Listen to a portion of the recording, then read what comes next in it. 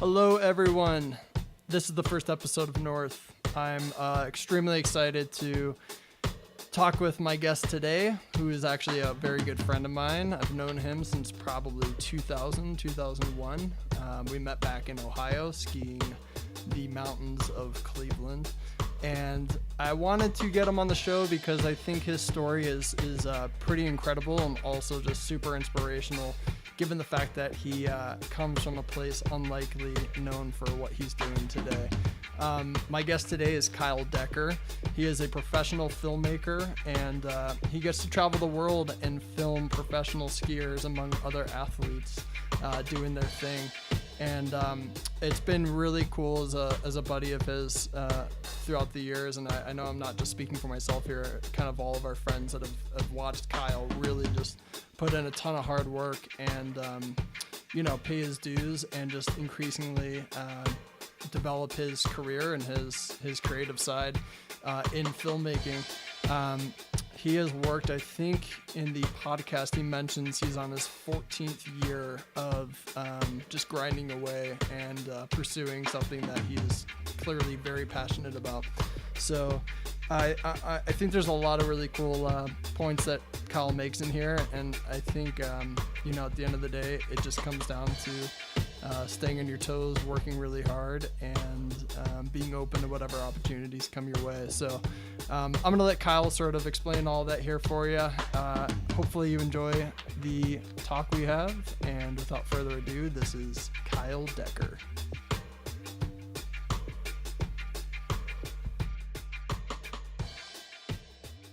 Kyle Decker, welcome. What do you do? I am a filmmaker. What kind of films? Started out making ski films. I've done that for 14 years now. The first 3 sort of didn't count as a career. It was just me and my buddies back in Ohio making some ski films, and somehow I'm still doing it. So give us the backstory. Ohio, when did you start shooting? How did it all come together? I know the answers to some of these questions, but I want others to hear them because I think it's pretty unbelievable that you come from Ohio and that you're a skier, and on top of that, you've gotten as far as you have. So give us the breakdown. Well, like any kind of group of friends, we had a crew going in Ohio with my group of friends called Ohio Freestyle, and I actually was one of the skiers in the crew, and I kind of got a liking to editing and started to realize that everyone was just passing the camera around and nobody really wanted to take the time filming, and I wanted to have better footage to edit with, so I just started to pick up the camera more and more, and hung up the skis and went full-time the 3rd year of making Ohio films, and made a film called Witness, and it was some of the best times of my life. So before that, were you shooting like skating, middle school, friends jumping off of roofs? Yeah, my brother and I filmed a ton of skateboarding and just a little bit of everything. My grandma let us use like our grandpa's old camera, and in hindsight, like, it was a dumb idea because it was like at the time, a really nice piece of equipment, and we played around. And do you remember what it was? What kind of camera? I mean, everything from a VHS-C to a high 8 to the one that you put a full VCR tape, like a little bit of everything. My grandpa was really into, he was kind of ahead of his time with technology, and he always wanted to have the newest thing. So my brother and I took that and filmed a bunch of skateboarding in Ohio, and just with buddies, nothing professional. And then it led to skiing once we started getting into that. So we met in Ohio on the hills of Boston Mills Brandywine outside of Cleveland, 200 feet of fun. Mm-hmm. I think it's 240 some feet, I think. I thought it was 207, 204. It depends on where you're standing. 240, true. Top of Tiger, it's definitely 240. I think if people are hearing this that live out west, they're just laughing at the fact that we're arguing over 40 feet. They could be, but that 40 feet matters. Yes. When you're in Ohio skiing.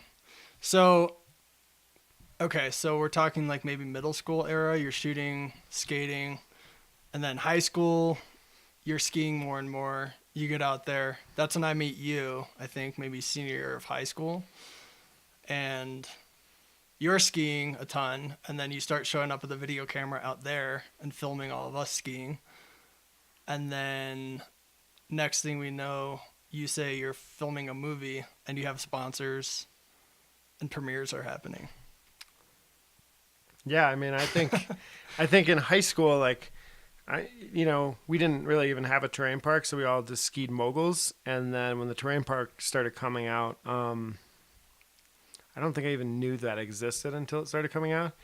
And then some of my friends from Ohio started exposing me to ski films, and just like Freeze magazine, and you're exposed to the Tanner Halls of the world and all the people that really started the sport. And I was a kid in Ohio with like the Freeze cutouts in my locker, and I was just obsessed with it. And so were my group of friends. So obviously, we shared a lot in common. Yeah. So you start shooting, you have your first premiere, and then how did you start getting in more sponsors and start getting people interested? Because I think I remember back at that time you were not only shooting, but you were doing the editing, and then you were also doing the promoting, you were doing the organizing, you were doing a lot of the behind the scenes stuff that is a lot of work just to do, office work, so to speak. But you were kind of lining everything up and really running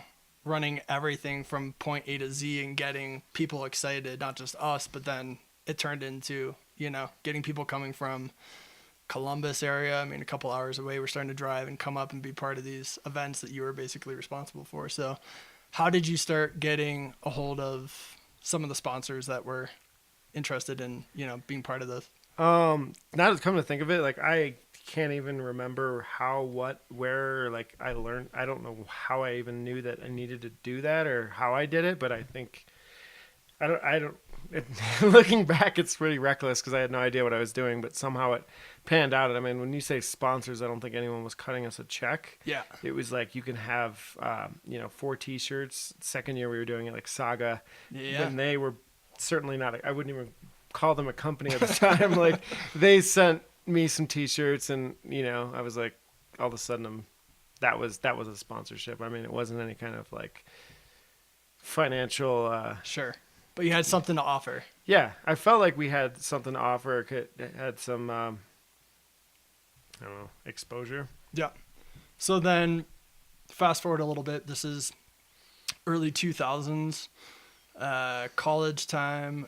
You start shooting with a little bit bigger names, and you eventually, after college, move out west. Yeah, actually, flashback before that because there's another important. Yeah. I think the second year I made a film, or maybe even the first year, there's a ski shop, Little Mountain Limited, who my dad grew up with, Greg McGuire, who owns it. And I remember he said, "Hey, let's bring another big film out."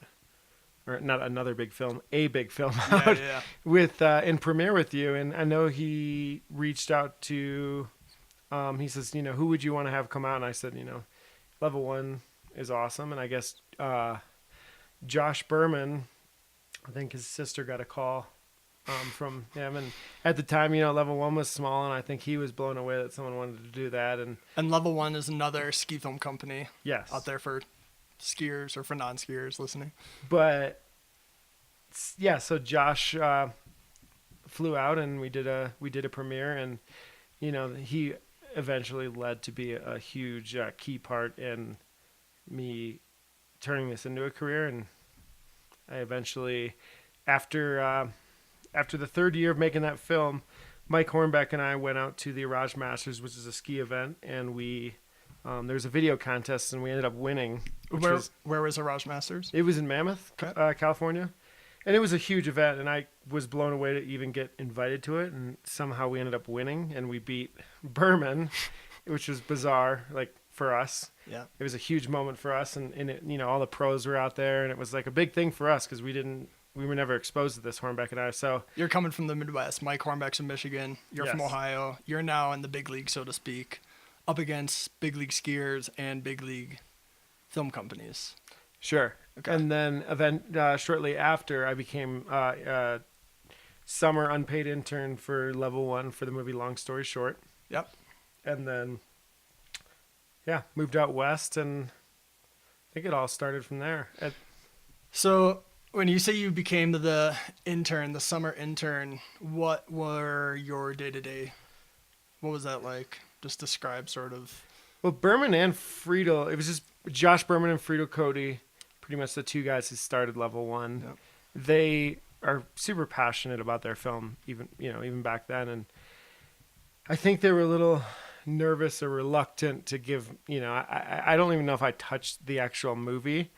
I just did anything they told me to do. And looking back, like, I was just so hungry. I would have done everything. And, I made crazy DVD menus, and they let me touch the bonus features, which was like the biggest honor for me. So I took it seriously and went way above and beyond. I don't even know if DVDs still exist. There certainly isn't bonus features. And it just, for those of you that don't know what a DVD is, a bonus feature comes with a DVD, and it's basically small web edits For the youngins. With recycled footage. But yeah. And so you got to have your hand in that, and you got to see sort of the inner workings.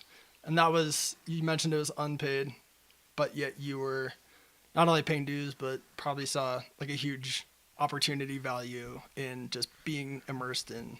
Yeah. And at the time, like, for me, there was the word value was not like, I wasn't even thinking about money. It was just like, oh my God, I'm doing something that I love and I can get by. Like, and any value or anything I was trying to attain was like to do that more. Like, I never, if I was thinking about money back then, like, I would have left it. Like, yeah. Like, in hindsight, like, it took a lot of years before, that actual money started to even come into the picture. Yeah, for sure.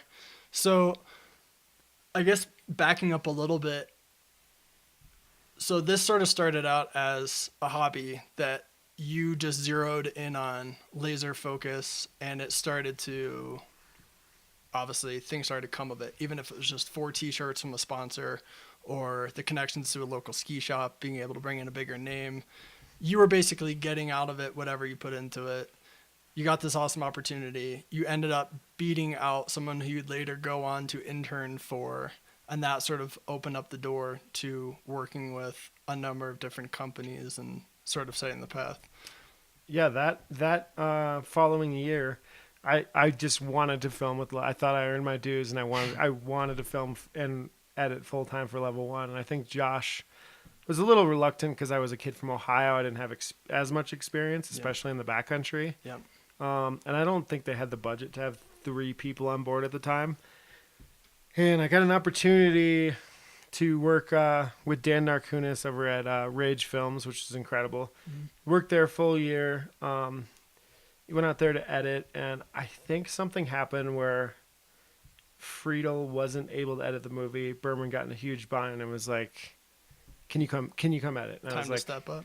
Okay, but I kind of put this, I believe I put like an ultimatum, like, I'll come, but like, I currently have this job with Rage. I want to work for level 1, but I'm not going to bail.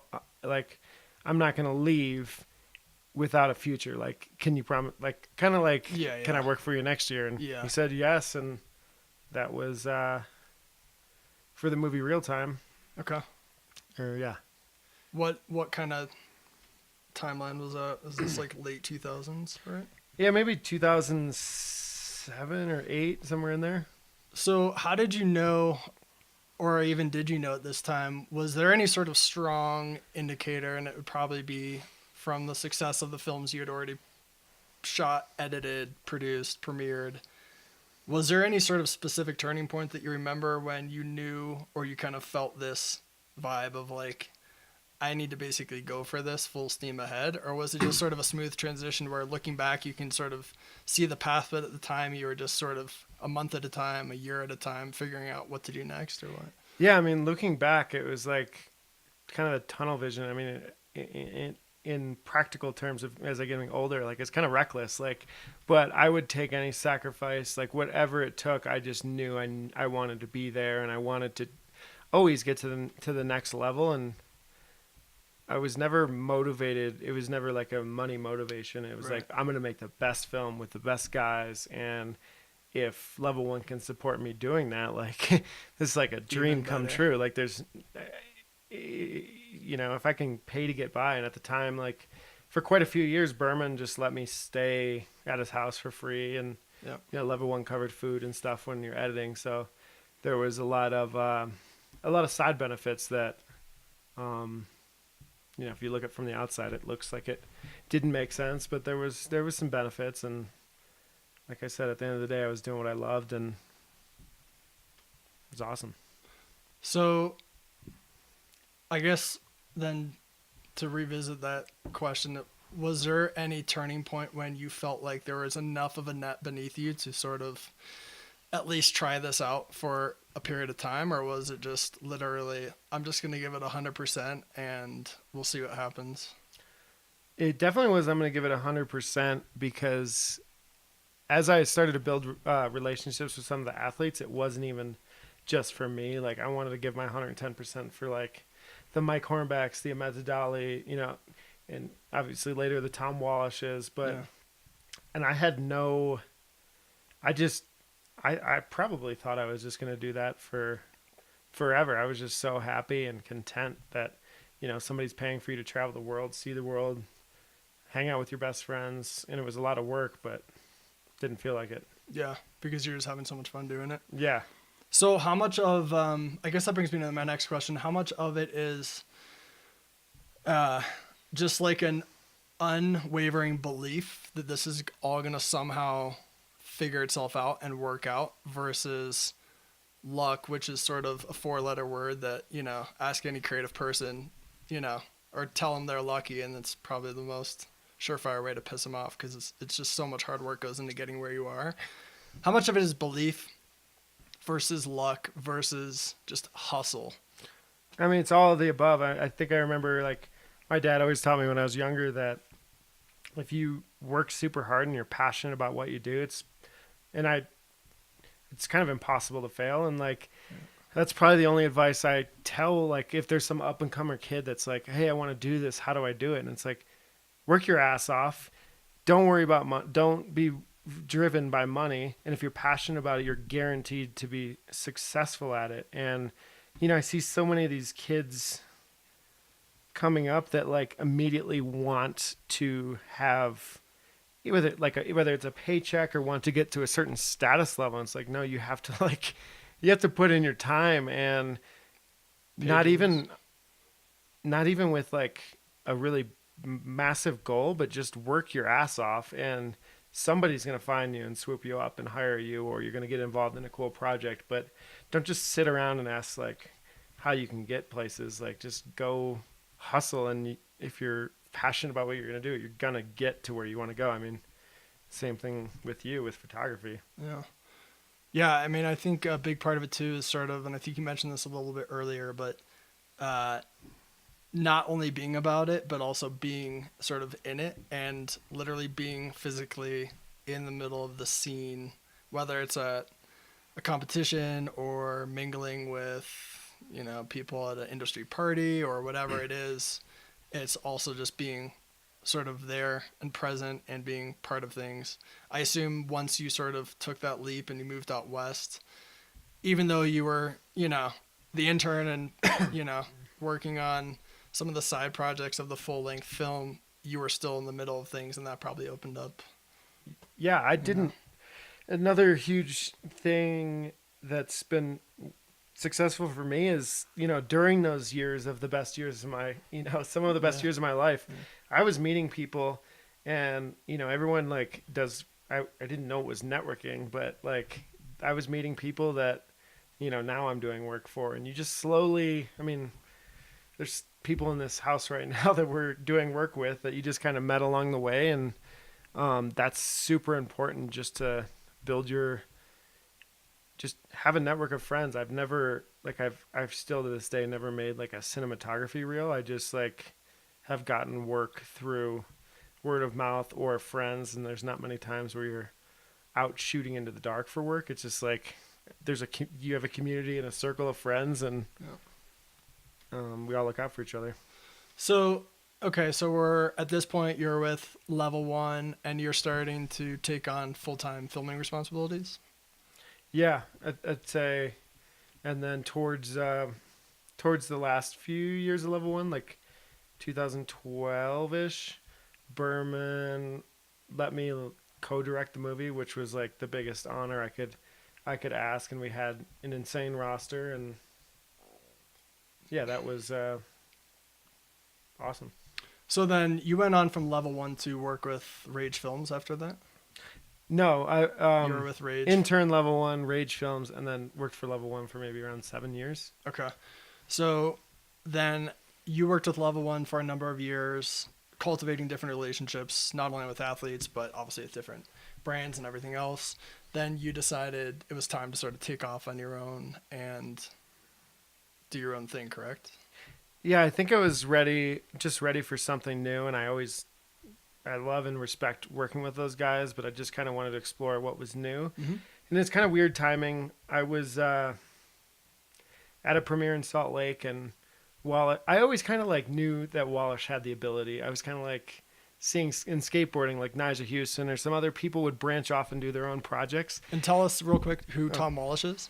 Tom Wallisch is, sorry, we didn't even intro him.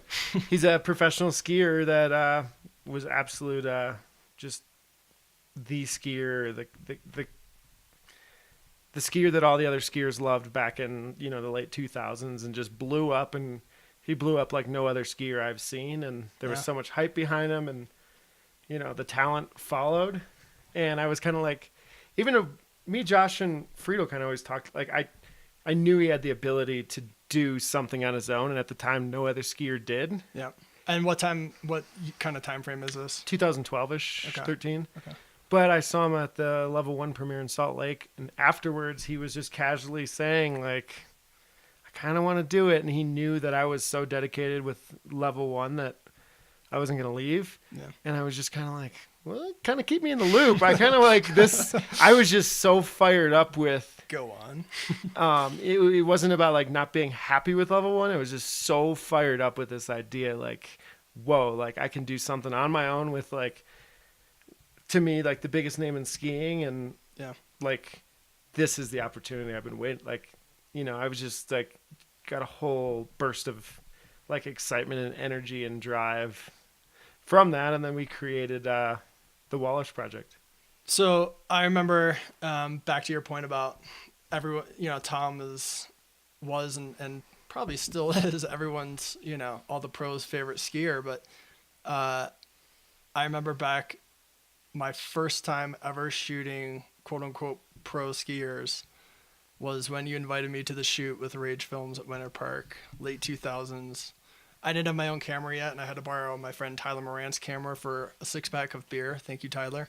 And there was a kid coming out from Pennsylvania that had a lot of hype around him. His name was Tom Wallisch. I don't think he even had an outerwear sponsor yet, but everyone knew this guy was supposed to be pretty sick, and he showed up and certainly was. So that's how far back, I guess your guys' relationship probably was, if not even obviously before that, because I think you've been working with him, bouncing back and forth, maybe filming in Utah, between Utah and Ohio. No, I think... or is that basically at 2008-ish? I think, because when I was shooting with Rage, that was between being an intern and working full time. We invited Wallisch out for the park shoot, and that was the first time, I think, and you were there in Winter Park. And then the following year, when I started working with level one for Turbo, I'd say Wallisch and I pretty much, is like me, him, Hornbeck, and Ahmet. I was pretty much guaranteed to be on a trip with one of those three. So we spent a ton of time together, got to know each other really well, worked really well together, because that guy works harder than almost anybody I know, and it just was a good connection.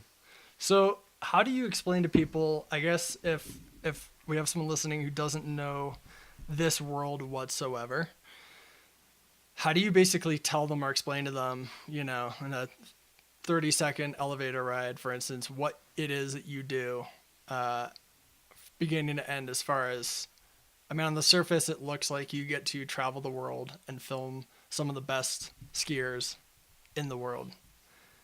But beyond that, it's a ton of behind the scenes stuff happening as far as lining those trips up. Yeah, you line the trips up, you prep your gear, you're driving 16 hours to Minnesota, you're Through the night, you're driving all throughout the city trying to find rails, finding spots, standing in the cold, I mean up to negative 20 degrees for up to 6 hours waiting for somebody, and you stand there until the rider gets a shot, and that's kind of the relationship you have. Like, they know that you'll never, there's just this like weird relationship where it's a level of trust. They trust you're going to get the shot.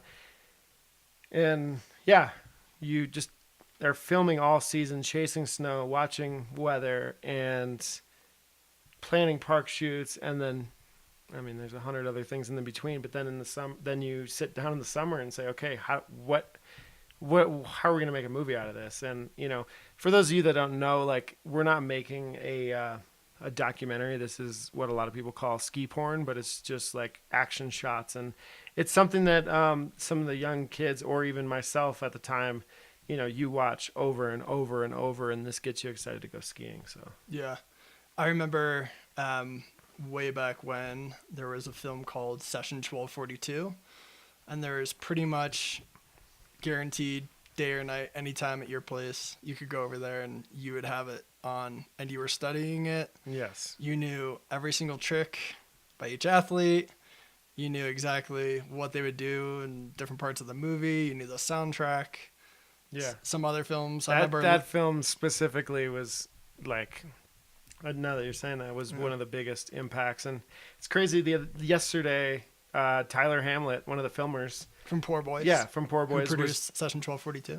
Him and I'm also friends with Johnny DeCesare right now, and it's crazy now thinking back, like, those guys, that's like, I wanted I wanted to be them, because they were doing what I wanted to do, and at the time I was doing it at a very low level, but they were doing it with Tanner Hall, Pep, like all the big dogs, and I was just so envious of the lifestyle that they lived. And then somehow that ended up, I didn't have like a plan, but that ended up being what I did or do.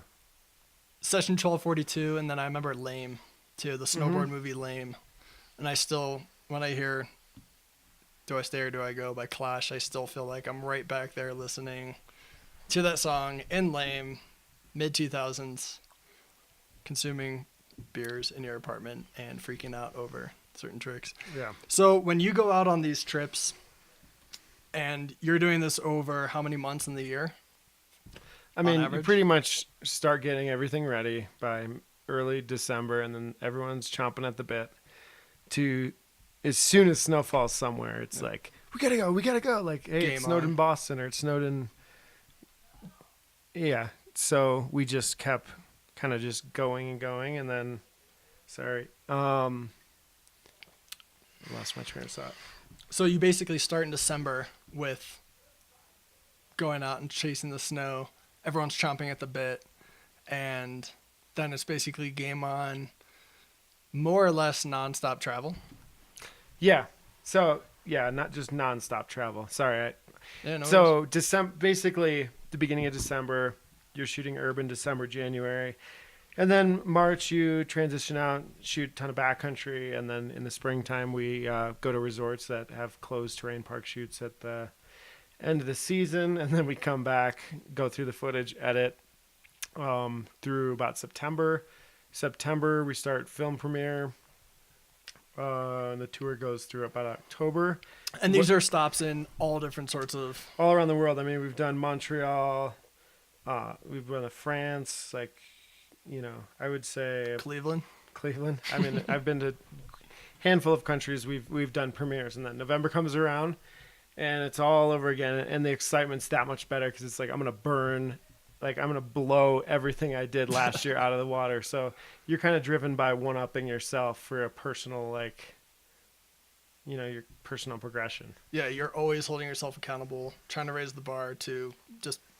Yeah, and I feel like I don't see it as much anymore in ski films, but back then, the filming side of ski films was almost as competitive as the skiing. Like, I'd watch, like, a Poor Boys movie and be like, whoa, they're using, like, dollies, and then you'd look at another film and you're like, holy shit, I got to get to that level. And like in hindsight, like we're all just feeding off each other. I'm sure they're looking at the level 1 movie doing the same thing, but everyone's like feeding off each other. And there was in the late 2000s, there was such a rapid progression in filming. And I don't know. I don't see it as much anymore. Sort of friendly competition. You stoke each other out and you kind of one up each other. Yeah. I mean, AJ DeCoulis, he's here. He's, you know, I've worked very closely with him in the past few years, but back in the beginning, like we had like some beef going on, like, you know, he was trying to burn me or he's trying to one up me and I was trying to one up him. And we were basically, in hindsight, we were at the similar, like, you know, stages, but we're just like constantly trying to one up each other. In hindsight, like he made me a better filmer and I hope he can say that, but yeah, it was fun. So it seems like also around that time, late 2000s, that's when I feel like I started seeing, you know, you'd see people with GoPros on their helmets. You started seeing these advancements in technology that were making things much more accessible and for a cheaper price and just sort of really opening things up a lot. How much did that sort of create a shift in your creativity? And I mean, how soon did you start utilizing that sort of stuff into what you're doing as far as GoPros? Obviously now we have drones, but I mean, I've always been a gadget guy. Like, you know, I had the camera boom, made the homemade dolly out of wood. I made a cable cam out of parts that I would get at Home Depot and was always trying to advance it. Yeah. And so I embraced any camera toy that I could afford. Like I wanted them all, but so I wanted a cable cam, so I made one. I would love to just buy it, get the legit one. So when these things came around, I was excited. And now, you know, not too many years later, I have a drone that you can make it a cable cam anywhere immediately. You don't have to string cables on trees and climb. Like it's exciting how many new toys there are, but you can obviously also get caught up in when and where to use these toys. Yeah, gear acquisition syndrome, as it's called. So when you set out to sort of start these projects, do you have a general idea of what the finished product is going to look like? Or are you basically going out there and just kind of getting the wheels into motion, gathering everything, and then you sort of come back to the table in, you know, like you said, May, June. Yeah. And you sort of sit down and look at everything? Or do you just get everything in the bank and then just completely check out for a little bit and sort of revisit it with a fresh mind? Or how does that work? I think at the beginning, and the few companies I've worked with, I think at the beginning, like in the November after the film premiere, where everyone, you know, after all the hype, everyone's like, okay, what are we going to do next year? And I think everyone wants to have like some grand scheme of what a movie's going to be. But what I've learned is like, you can't plan it's really hard to plan a ski movie. And if you do, it might not be that good because you're working around a lot of variable conditions and you don't know where you're going to be. You don't know when the snow is going to melt. So there's always all this planning and all these grand plans. But at the end of the day, these skiers want to get shots and you're just chasing storms around, and you can build a little bit of a narrative, you know, based on following those storms. But I found that me personally, my skills are just being flexible and adaptable with that kind of stuff. There's certainly some films that, you know, like a Field Productions that is really good at telling a narrative and having a really set plan going into the season. But I can do that if I do an edit now for a brand in a 1 week time where it's planned and controlled. But sure. I kind of like the sporadic unknown and trying to figure it out throughout the season and working with your friends to make something happen. So, I mean, in all of these travels, you're obviously forming probably pretty close bonds with the athletes that you're shooting, because you're not only traveling together, which is either a great way to make a friendship or break a friendship, but you're also then responsible for capturing what is maybe one time for them to do something or land something, or you're also sort of trying to probably get some stoke going with them so that they can get in the right mindset to be at their best. How does that all work as far as the relationship with, guys who are your friends, but also guys that you're working with, and then also guys that you might be in close quarters with, and then also guys that you have to sort of, maybe tell them when it's too much, or maybe amp them up a little bit so that they get. There's a certain like level of trust that you build with these people. I mean, like we said earlier, if you drive 15 hours or so to Minnesota, you're going to learn a lot about that person. And when you're standing in the cold, shoveling and pushing yourself, you're going to learn a lot about that person. When you're seeing how hard they try these tricks, I'm also obviously a lot lesser of a skill set, but I'm trying to make sure I dial my shot perfectly. Yep. So you want to line it up, obviously, but there's a certain level of trust that they know you like, they need you to get you that shot, because in the late 2000s, like the street skiing, I feel like I filmed so many shots that were never before done. Like Ahmet Dadali, like Tom Wallisch, Mike Hornbeck, I saw so many things that have never been done before, and I can't try some crazy new camera angle. It's like you have to be consistent, because if you screw up that shot, like those guys are cool and they'll be okay. Like they'll say they'll do it again, but like you can't have Tom do like a 450 on to some double kink rail first time it's ever been done and be like, dude. So like I was kind of like checking actually there wasn't even smartphones really, lens cap, but like so there's a level of trust and respect that they're gonna like ski in front of you and they know you're gonna dial it, and that's like a really cool feeling that they trust me or the filmers they work with to do that. They're looking for your input probably. So I've definitely screwed up more than a few times, I think, and it happens to everyone. I assume you've perhaps had a few mishaps.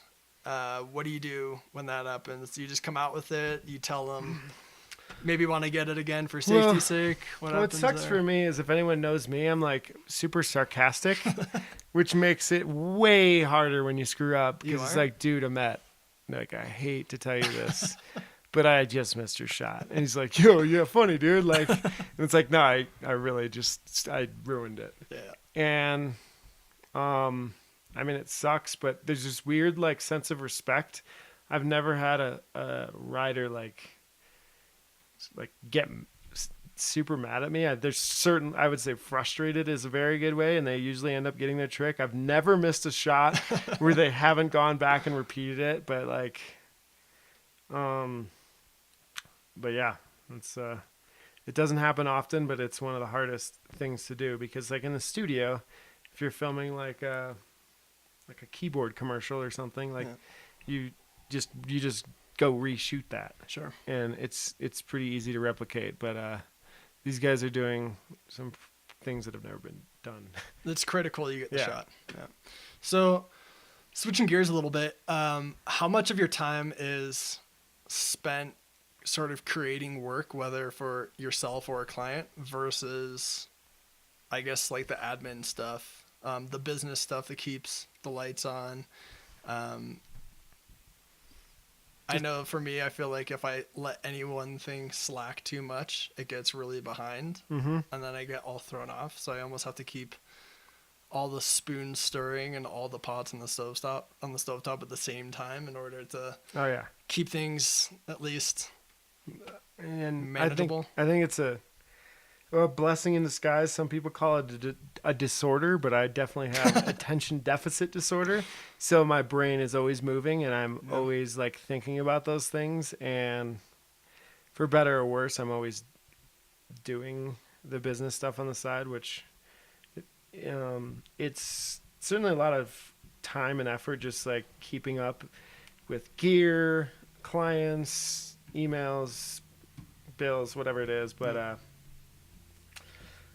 yeah, it's also something super important that has to happen. But it's tough when you work from home, because like my wife Jess, for example, like sometimes it's hard for me to turn off, because there's always something you could do. Like if I were to work, down the street at I don't know, Pizza Hut. I don't know why I said that, but like at Pizza Hut, you work and you come home and like it's done. Like there's nothing you can do. And when you own your own business or, work for yourself, there's always something you could do to better yourself and to get to the next level. Yep. I mean, I know you more than anyone. If anyone would ask me who spends more time with self-education and just like improving their self, like you're going to do that. And it's once you finish doing all the bills and the basic like work stuff, all of a sudden you have free time and you're like, well, I'm not going to just sit on the couch. Like, how can I how can I like improve myself to get to the next level? Cause I still at this point think that I am so much like, I'm not like, I'm like exactly where I need to be. And like, I always am like, I'm not there. And I look at my friends, you're only as good as the people you surround yourself with. And I look at like a lot of inspirational friends. I mean, you, John Hartman, I'm seeing like a Nick Martini's blowing up and like all these people. Shout out Stepped. Shout out. But like all you hang out with these people and you're like, even like Kimmel and you're like, he's above, like, those guys are crushing it way harder than me. Like, how can I get there? Yes. And then you get there, but then all of a sudden those guys are the next level up. And it's like back to the whole, like, thing I was saying, like the competitive thing with filming. Like, I always want to be around people that are better than me, because if you're not surrounded by people like that, you're just gonna be stagnant. I feel like in skiing, there's that saying where you only get better skiing with people that are better than you. It's when they're forcing you to maybe hit something or go on some run that, you probably wouldn't have done yourself, but then you do and you get better and you kind of see how much you grow from it. So as far as like running all the business end of it, if someone out there is trying to figure out how to get into what you do and you're talking about, don't do it. Do not do that. Let this be a warning. Is there anything that you use, any specific apps, software, business management? I mean, any sort of feedback as far as, I choose to do this. For me, for instance, anytime I find something like you were saying, where it's, even if it's a tutorial or information that I definitely want to try and, visit later, if I'm on a flight or something and I want to kill some time, I use Instapaper app. And that's like a great way for me, even more so than like a bookmark or something. And I'll use Instapaper for a ton of things, where it's just like, here's how to process drone photos. I might just save that to Instapaper, check it out later. It might be stuff I know, or I might learn a ton of information out of it. Are you using anything like that helps you, or, even if you have a system as far as categorizing, all right, work email, here's work that needs to be done, here's, Well, there's no categorizing emails. That number always has to be there. You can never have an icon next to it. Like you're a zero inbox. I'm a zero inbox guy. And like my wife Jess has like 7,000 emails, and every time I pick up her phone, it drives me insane. I'm like, just erase the number. So I like to like, first off, like, back to the ski industry, I've said for a while, but I'm pretty sure if you work halfway, you don't even really have to work hard, but as long as you check your email, like any career, any job, just check and respond to your email. And that gets you so far. And it sounds so simple, but just try being a little professional. Right? Yeah. Check your email and respond immediately. Don't respond 2 weeks later. Yeah. But just communicate well. And then in terms of organization, I use my Google app or my calendar. Yeah. And then I religiously use notes in my phone because it syncs with my computer. Notes. I have a note that's like camera ideas. I have a note that's like, and I get that from my mom because she has a note for everything. Yep. But we have a Tuesday note here for this shoot. Tuesday note. ESPN shoot. Just like any little side job or job I want to do, I have a note in my phone. Yep.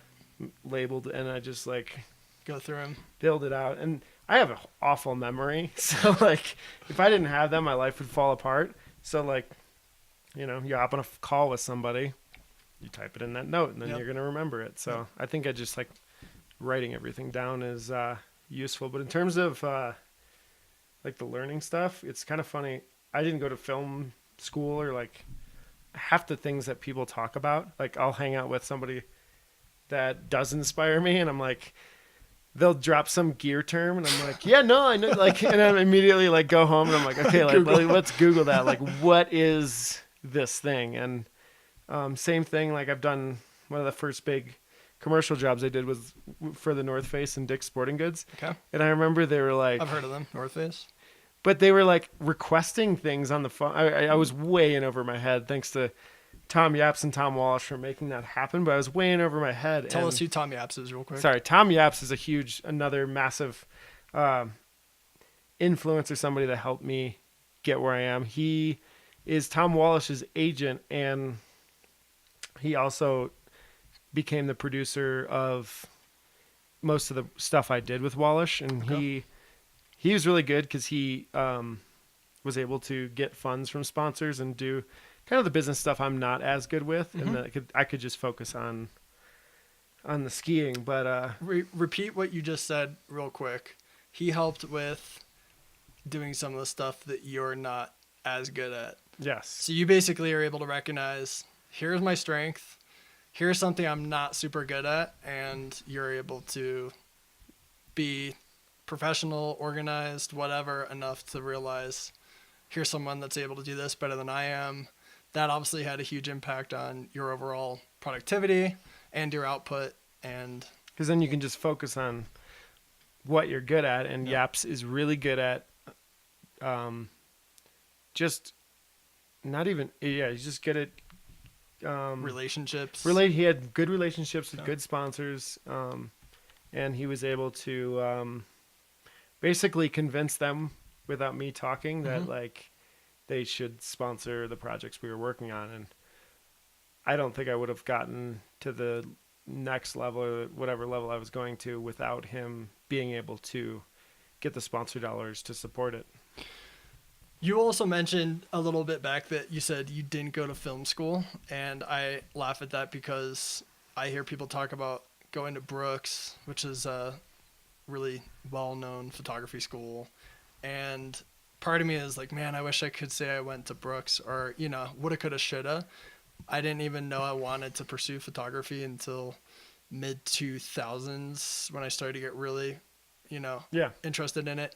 But the other part of me also feels like it's almost a bit of a blessing and a curse, where it's like you don't know what you don't know, and it seems like you're at no shortage of... Well, you become a specialist, and it's a blessing and a curse, but you become a specialist at what you do because you only learn the things you need to know. Yeah.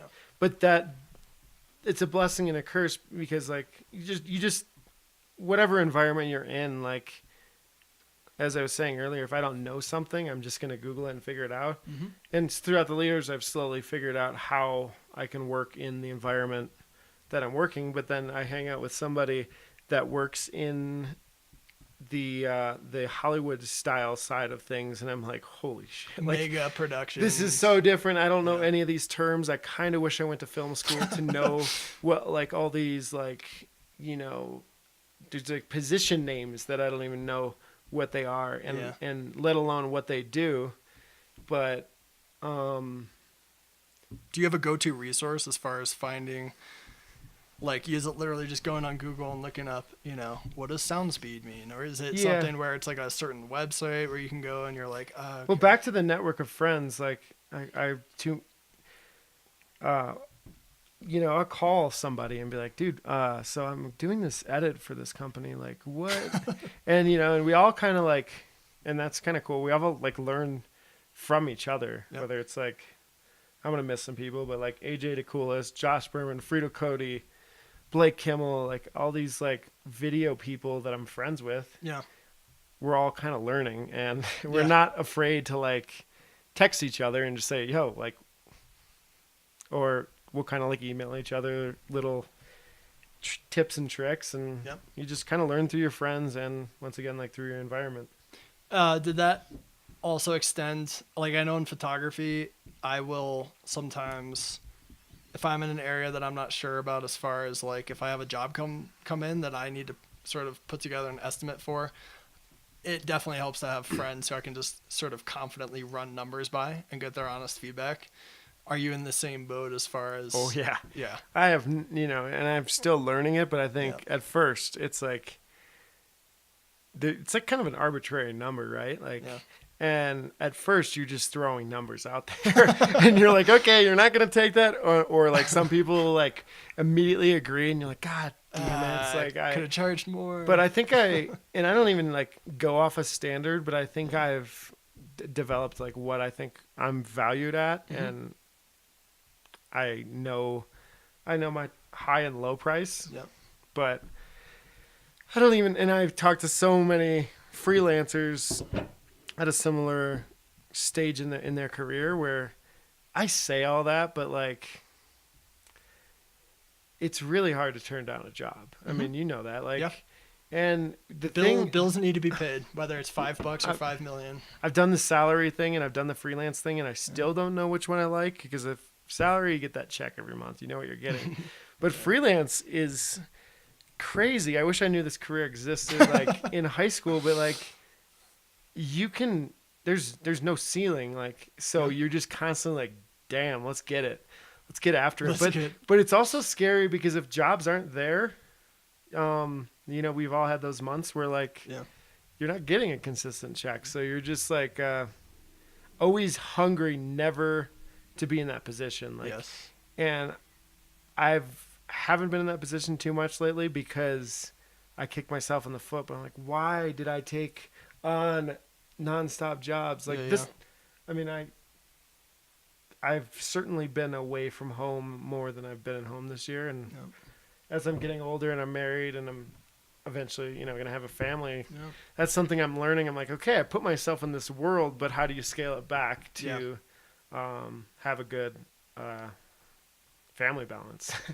I was just listening to an interview actually on the drive up here with Chase Jarvis and Jessica Hish, who is, I think it's Hish, I hope I'm saying that right, but who is a lettering artist. And she said they were talking about some of the freelance and self-employment stuff, and she was saying how we as freelancers have absolutely no job security, and we also have the most job security there is, because we're never, although we might always be wondering what's around the next turn as far as work, we also know that we can never get canned by our boss, or, That's great. That just blows my mind that you can have like, they didn't teach you this in high school. Like, no, they didn't. In high school, I thought, I was terrified. If I would have known this existed, where you don't work for someone and you get paid as hard as you work. Like, there's not many careers, obviously, like in the big picture, yes, but like I could go ham this month and make 2 months, 3 months worth of salary. And then let's say Jess and I want to go to Japan in February, or go on like some stupid vacation. Like I can do, unfortunately she can't because she has a real job, but like, it's pretty sweet. And I always say that, like, you can take all this time off, but I never do it, but I want to do it. I like the idea that I can. Do you have I have a weird thing where if I've worked a ton, all I want to do is not work and relax. And then as soon as I start to relax, all I'm stressed about, or not even stressed about, but all that's on my mind is what's happening next. It's like this. I've learned this for me personally as a 24-hour, like, I could go get jammed up on like a 3-week trip, and all I can think of, I just want to go home, hang with Jess and my dog Darla, and just do nothing. And anyone that knows me, I don't ever do nothing, but I like the idea of it. So maybe I'll chill for one day, which means like unpacking, and I'm ready to go again. And what I've learned personally, that's been the most simple thing, but just get a good night's sleep. Like, every day is a full reset. Yes. Like, if you don't give yourself a night's sleep, you're going to be grumpy and pissed off the next day. But if you sleep well, you wake up a brand new person every day. Yeah. And then you just wear yourself out to the end of the day, give yourself a good night's sleep, and it's on. But you probably, I definitely feel we sound like, this is the part of the podcast where we start sounding like old men, but I feel like as I get older, I value more than I ever did, not only sleep, but trying to keep things running smoothly as far as eating and just staying relatively active and all that stuff. You have to when you have to. It sounds generic, and I know, it's corny. But yeah. And I feel like I also have better creative output, and I also am thinking better, and I might even get some new ideas in my head when I'm obviously like sort of relatively new to getting into road biking, but that's my thing where I just sort of check out and things sort of pop into my head that I'm not sure would have otherwise. Do you have any sort of routine that you're doing day to day, not necessarily even related to like, physical fitness, but just anything that gets your day going, whether it's what time you get up or your morning routine, or maybe you mentioned that you're writing stuff down. Is there any sort of daily thing that you're doing? As Jess knows, like, and it drives her nuts. It pretty much as soon as I wake up, there's just this fiery ball of energy, and she hates it. But it's a ball of energy, but it has no focus. I get my coffee, and then I feel like it's always best to just crank away at emails, and then once your brain starts to wake up, get into the editing. But yeah, are you editing every single day? Like what? Like, no, I mean it's all over the place. But now I will be for the rest of this month. It depends on the work. Mm-hmm. Because of what you're shooting right now. Yeah. And what are you shooting right now? We are shooting a bunch of. So I'm shooting for the U.S. Ski and Snowboard Team. Okay. And we are doing their TV deliverables for some of their corporate sponsorships, which are Bose, Toyota, and Comcast. I've heard of them. So we've been cranking away at, linking up with athletes and, shooting little profiles and pieces about 60 seconds long. And who are some of the athletes you're getting to work with on this particular job? I mean, all these, it's crazy. Like all these Olympic athletes, ski and snowboard. And on the ski side, what's sweet is because I've been around for a while, I know all these, like I have some type of relationship with these people. So it's fun and easy to work with. Yeah. And then on the other side, on the snowboard side, I don't know some of these guys. And like today I shot with a kid, Red Gerard, who's 17 years old. And where is he from? Oh, he's from Ohio, but it's almost more fun shooting with some of these people you don't know, because you kind of, it's a new world. It's a new world, and it's fun. And it's fun to see these kids. Not to say I've been around my friends that are like in the beginning of their careers, and it's fun to be disconnected and see it happening with some of these new kids, and just the energy, and you just kind of see the future they have is pretty sweet. Yeah. So when you're shooting not only these more full-length feature films featuring skiing and snowboarding, Ski stars, professional ski stars,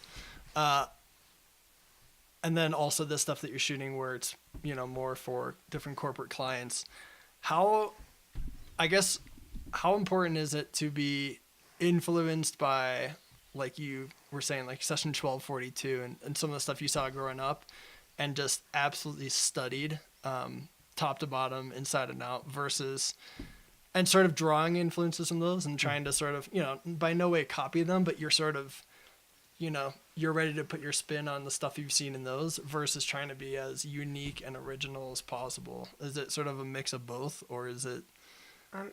It's a mix of both, and it depends on what the client request is, but I've kind of like learned, and for better or worse, like there's not like any surprise. Like I feel like if you're going to hire me for something, you kind of have a general, like it's pretty straightforward on what you're going to get. And I feel like I just have my style and I stick to it, and might be better styles out there.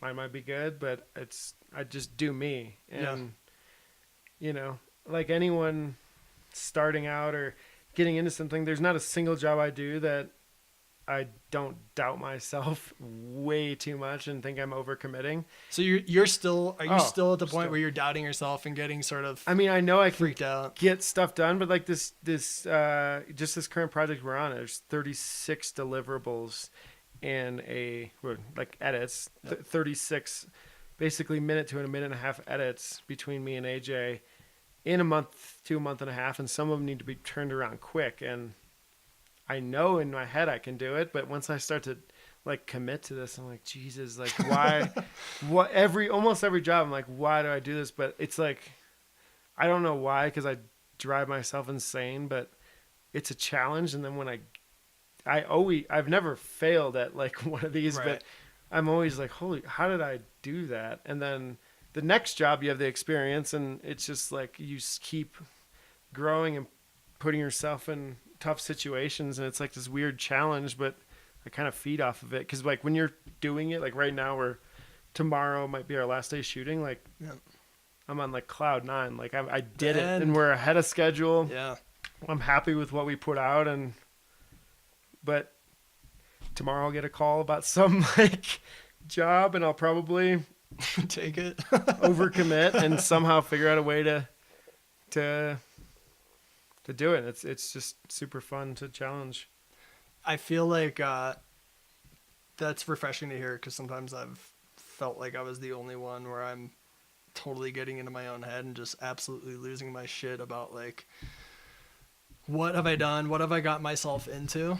I've definitely had a few of those where it's like, what the hell have I gotten myself into? It's because the 21-year-old Chip and the 21-year-old Kyle is still in our heads, and we're like, 14-year-old. Whoa, but we never feel like it's not that I feel like you don't feel like you grow. It just kind of happens. It just happens. Like there's not like a plan. It just, it's certainly not a plan. It just happened by mistake. And I don't but to your point, I feel like when, like for me personally, the stuff that I've either been the most proud of, or I look back and I feel like I grew the most, or I took the most chances, most of the time are the shoots where at the beginning, I've been, 2 hours of sleep. I woke up at 3 a.m. stressing about, what do I do if this happens? What do I do if that happens? Do I have the right equipment? Do I have the right lenses?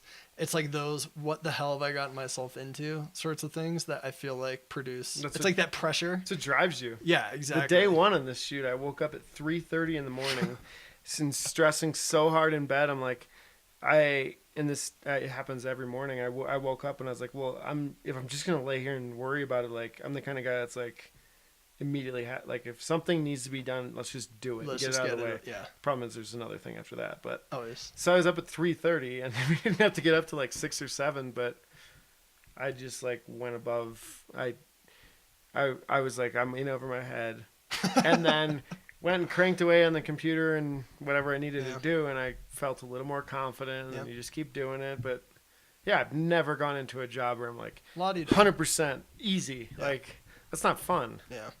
Yeah, and it's I don't know if that ever goes away, as far as the shit, what the hell have I got myself into and what am I doing? Doesn't it get boring? That's sort of how I'm thinking about it, as far as you get too complacent and then work gets sloppy and maybe you don't try new things or you don't improve, and then... I'm just nervous about like, this is fun when I'm sitting here at 34 years old, but like... What happens when I do have kids and I'm 50 years old?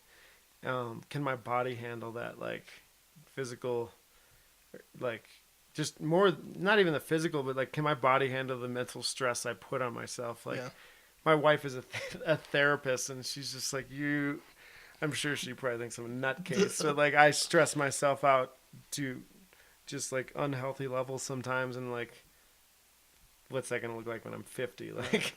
Yeah, but it's also, I feel like that same, it's you just giving a shit, right? And it's I give a shit. It's what got you to where you are. It's a pride. Yeah, if you didn't give a shit, you wouldn't have cared enough to try and reach out to sponsors to get 4 T-shirts for a premiere in Ohio at a sports bar, where most people were looking at the screen and they didn't understand why they were skiing on it instead of a Browns game. It's like it all. Even then, it's like you just said, it's pride, and you just always... It's all about reputation, because... Gave a shit. I've gotten all my jobs through word of mouth, or most of them, and if you screw up, in the back of my head, I'm like, that dude will tell everyone, and I'm always worried, like... This is the last job ever? Yeah. So, you mentioned style, which is sort of the esoteric, everyone wants to have their own style, and... They want to get hired for what they do and their view of things. So are you someone who sort of looks at style as the main thing, or technicality? I guess. When you say main thing, what do you mean? I guess sort of your main, what makes you you, and what I guess you value the most. Is it? I just figured this out in the past few years, but lately I've been doing a lot of running videos. Like there's a company called Ragnar, and I never thought I would get into it, but like it's just people running overnight, and you're challenged to make a recap video after all of it. And shooting those, I started out as a job, but I got super passionate about it, and I was like, holy shit, I'm not just passionate about skiing. I just love filming. Like I could film a video about this cup you're holding, and I could get so passionate about it. And I think, anyways, I'm just rambling, but back to what you were saying, I don't know if I have like a style that people are like hiring me for. I feel like where I was getting at is I've learned my place in filming is just being in an unpredictable environment, and whatever it is, being able to overcome whatever challenges and produce something in an uncontrolled environment. Like Execute. If I go to Hollywood, there's going to be 100 people that are 100 times better than me.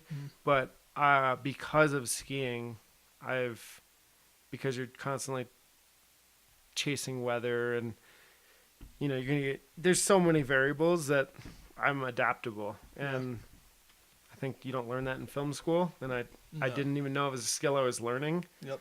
And I just learned that is my thing recently, is just problem solving. So I try to focus in a one man, like I'm really best as a one man band. And that's another thing that not many people are, but I just became that because I was on a low budget ski, like we didn't have an option. Yeah. So what's the biggest misconception? I think people see, like you were saying, a film every fall to premiere, and they know that work goes into it, and they know there's traveling, but I don't think they fully appreciate or, even fairly understand like the insane amount of work that goes into producing literally 5 seconds of usable footage in a final feature. What's sort of the biggest misconception about what you do? And I guess sort of, I always say, like, man, if I knew how much of commercial and editorial photography, if I knew how much that was running a business versus taking cool photos of cool people, if I knew that when I started out versus now, I'd have a very different. Yeah, I don't think people, and certainly I feel like less and less more appreciate. I mean, as I'm starting to do more freelance work, you look at things, back to what we were saying about like bidding jobs and knowing your value. Yeah. You look at the ski film model and you're like, holy shit. Like if you were to like day rate out all those like 12-hour days or like 16-hour days, expense 20 mileage in your car, all this, like it would be insanely unattainable. So the people that make these ski films are just passionate, like beyond belief about it. And it's not very fruitful to make ski films. You do it because for the riders you work with, and just, maybe not everyone appreciates it, but when you go to a premiere and you see like the place explode when they see a shot that you and that rider worked together on, like that was what kept me doing it. Like it's this crazy like appreciation that some jobs just don't get.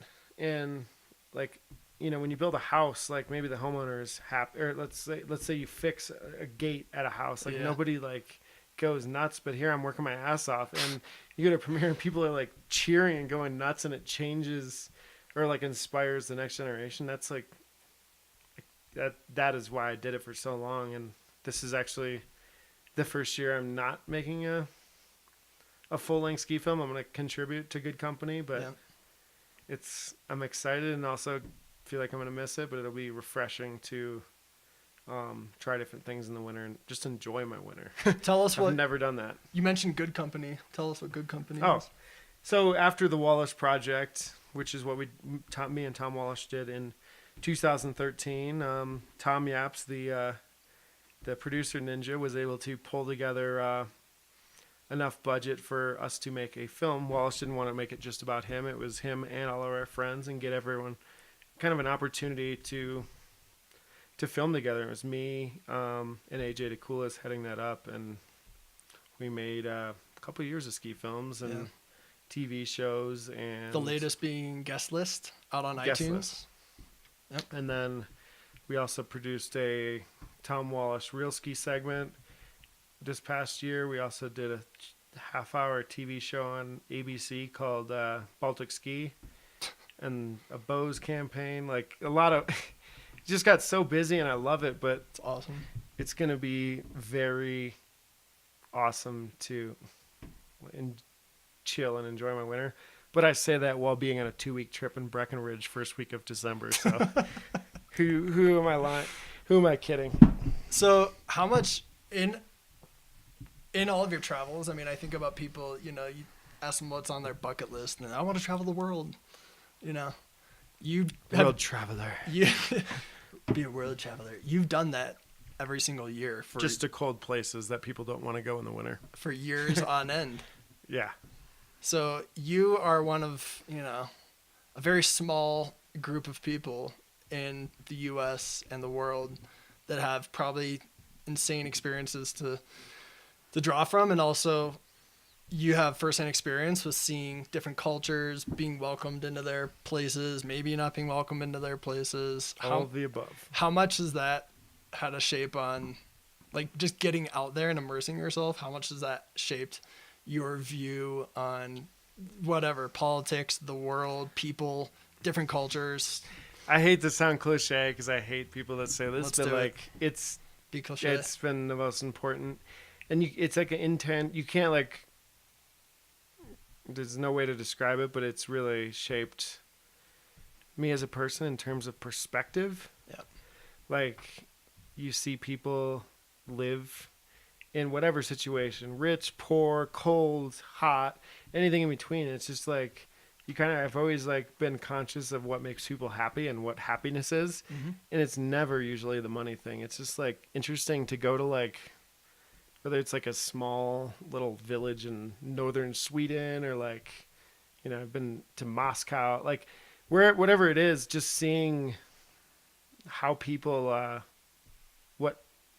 how people stay happy. And it's usually a sense of community and just being content with what they have that has been the biggest influence. I don't know if I'm making much sense, but Absolutely. it just gives a crazy perspective that I can't describe, because you meet so many different types of people and so many different types of environments. And urban skiing is, I love the most for traveling, because if you go on a ski trip to France, you're going to go to Chamonix and go to the it's like a resort towns, and you're going to these places that are random cities and interacting with, a lot more authentic, certainly not tourist towns. So you get to see people in some interesting environments that if you went on a vacation, you would never go to these places. Sure. So,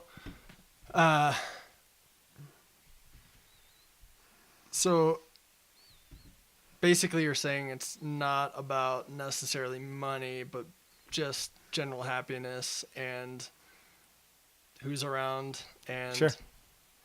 So what's been probably the best trip you've taken anywhere, and what's been one that you regret taking? There's none I regret taking. One of the best trips, I went to Japan with good company 2 years ago. Was good, but I think this last year when I did Baltic Ski. Yeah. It was fun. I've been to Sweden and Finland a handful of times, and I don't know, it was fun. I feel like the best, it's not as much as the places you go, but it's the people you go with. Yeah. If you're with shitty people, you're not gonna have a good time. Yeah. And I traveled a ton with these people, a Wallisch and Hornbeck were on that trip. I've been everywhere with those guys, and we know how to work together. We know when not to push our buttons. And, Yeah. And then one of the worst but best trips I don't want to say worst, but I went to Moscow Least for favorable. an urban trip with Level 1. And it was probably the most stressed out I've ever been on a trip. And it just the logistics, communication, traffic. Yeah. And there was so much pressure that these people that you care so much about, that the athletes you're with, they spend a lot of money to go on that trip, and they're kind of looking at you to make sure that you put them in places that get them shots. So it's like all this, it was so much pressure, but I was like stressed out on the trip. And then in hindsight, when I put the segment together, I was like, that was probably one of my favorite segments I did. The pressure. So The there's pressure the cooker. pressure. So That's you like, gotta get out of the pressure cooker. Yeah. So you're filming, you're trying to be creative, you're editing afterward, and you're also essentially producing shoots roughly all at the same time. Yeah. Easy. Super easy.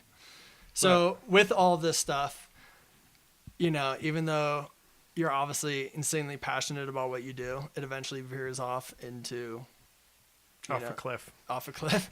It eventually veers off into a job. You know, the four-letter word that we have tried so hard to avoid as freelance people, so to speak. And sometimes it can just really suck, and it's hard to see the glass being half full when it's appearing overly empty. What do you do in those instances as far as if things just are kind of wearing away at you? Is there anything that you do to sort of bring yourself back to like, this is why I'm doing this. This is why I got in this in the first place. Do you just step away from it? Do you sort of just goof around? Do you have a couple extra beers? What are you doing to sort of bring yourself back to center? All of the above. And then, yeah, it's like, you just can't, because I know if I look at like the 20-year-old Kyle, if I knew that not only like I'd be doing what I like doing, but that like a career isn't hard. Yeah. Or it is, but like it's not what high school tells you it is. Like, yeah. I step back and I'm like, okay, I can like, this is easy. And there's also some days that I'll like, Jess, my wife, also kind of puts me in my place, because I'll be in my world a situation that's like stressful, but even that trip, like, and I didn't know this until I got on these trips, but I was just like complaining about how hard the Russia trip was. But it's like, I'll be on a trip and Jess is working a full-time job making the world a better place. Yeah. And I call her and I'm like, oh, this is like, but it is hard, but it's like, she'll be like, in your world, it's hard. But, she'll be like, yeah. She'll put me in my place, and it's like, okay, I get it, but you got to listen, like, at least like, yeah. And it's like, I hate complaining because it's like the best job and the best career you could ever ask for, but it ain't hard. It ain't easy. Like, it ain't easy, but it's fun, and I can't imagine doing anything else. And I think I'm old enough that I think I can do this and maybe never work for someone directly for the rest of my life. And that's pretty awesome. So my next question, and you might have just answered it, but I think I feel like I have my own idea of like what success is. And I feel like it's somewhat related to happiness, you know? Mm-hmm. How do you have any sort of personal, like, how do you define success in your field or just in general, as far as you're pursuing something you love, you've worked your ass off to get to here, you continue to work your ass off, you still stress about it, but you don't mind all that because you love it so much. Do you have any sort of like indicator as to like what success looks like? Is it just paying the bills? I mean, personal success or like business success? Either or, whatever. Like business, I mean, I think it's just being happy with where you're at and content, because you could run this rabbit hole of chasing after the next thing and the next thing, and whether it's the next job or the next paycheck. And from traveling, I'm trying to remember and learn that you can always easily get to the next level, but as soon as you're there, you're wanting the next level and the next level. I think it's just like iPhones. Being content with where you're at, and and then on a personal level, like I'm super content. I just got married this past year and eventually start a family, which is insane to think about, because I'm been quite the, I don't know, just like the nomadic dude has been tamed, and it's awesome. What was the saying from your wedding? Let the beast roam. I think. that was, let the wildebeest roam. To quote Jess's dad. What do you do, or what do you want to do that you haven't done yet? And it can be anything from I want to shoot a music video to I want to travel to the moon to, Music video is fun. I'm definitely more challenged with like more narrative based stuff because I don't want to be known as like the dude that makes just cool action videos. Mm-hmm. Just like do things that I'm not good at or not known for. Yep. Recently, Get outside of your comfort I've zone. really gotten into drones and aerial cinematography, and that's been fun. Oh yeah. I mean, that's like playing video games, but it's like back to like building cable cams out of things off the aisle in Home Depot. Like all of a sudden you can buy something that will fly 2 miles away or like do crazy shots easily. And I'm like a little kid when I fly a drone around. What drone are you using? The DJI Inspire 2. And why are you using that one specifically? Is it just what makes the most sense for you? Just because my mom bought it for me. I'm kidding. She didn't. No, I just, because when it came out, I was like a kid in a candy store hyped when just the camera that it flies and the quality of footage you get for somewhat of a reasonable cost is like, it's good. It's a good, reliable system. So if you had to pick one, I guess, ski movie, what would be the number one if you could only watch one for the rest of your life? So to your holy grail, whether it's for filming or the athletes in it or the tricks or the soundtrack, if there was one film that, someone who had never been exposed to this side of sports has checked out and you wanted to show them what it's all about, would you have one specific one? Not really. I mean, it really depends on what they're into. I personally am like super proud of the movie Refresh from Level 1. Mm-hmm.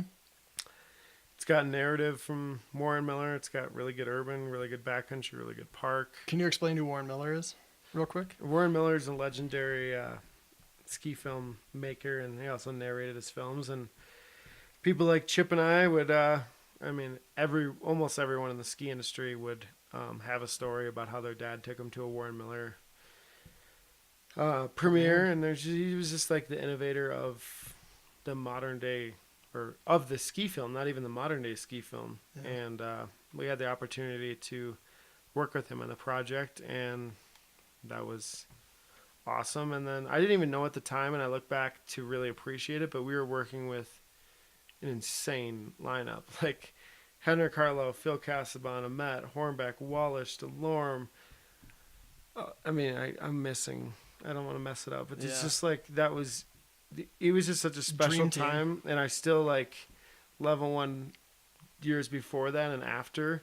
That was just like, I feel like the best collection of people that it was good. It was special, and you don't appreciate it until you look back, Yeah. Benefit of hindsight. So if you could go back and, this is all starting out, you're just about to move out west and really try and go after this idea that you had in your head when you had a couple films under your belt that you had shot and done yourself and premiered in Ohio and throughout that area.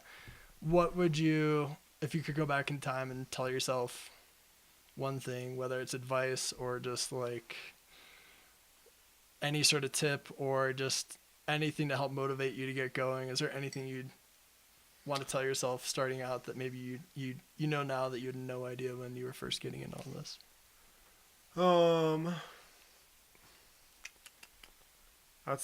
First thing that comes to mind is like just keep working hard. I think if I went back and told myself, like, I don't want I think then I would give myself the easy road and be like, oh, this is gonna come. Like, I wouldn't want myself to know, like, I don't know what's gonna happen next year, and that's why I work hard. Like, I think just work hard and always be pushing forward to like the next level. Don't stay stagnant.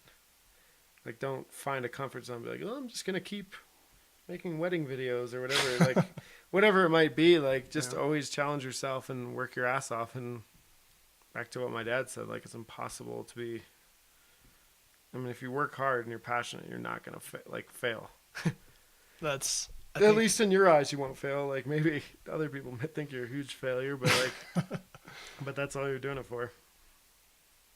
I think that's a good place to end. It's a good place to wrap. Hey. How about that? So if people want to find you online, if they want to keep up with what you're doing, who you're shooting, which U.S. ski team member you might be interviewing, what adventure you're on, where can people find you online, the social medias? I'm not super good with social media. It's more of this mix between my personal life and work life. Yep. I don't like to self-promote too much of work stuff. Yeah. But it's at Kyle G. Decker is my Instagram handle. And that's the main place you're hanging out? Yeah, I mean, Facebook's kind of just where you talk to your friends on Facebook Messenger. And, I don't know. Cool. Well, thank you very much. I Thank really you. appreciate it. And thank you for whoever is remotely still listening. I appreciate it. Okay, guys, so that about wraps up the show for today. But I just want to say thank you very much for listening. I really do appreciate it. And if you like what you heard, please spread the word. You can find the show on social media at North Podcast. And if you want to hit me up, feel free to do so as well. I am just at Chip Kalback. And if you wouldn't mind taking just a minute to leave a review, subscribe to the show, tell a friend, that's always appreciated as well. So thanks again, and until next time.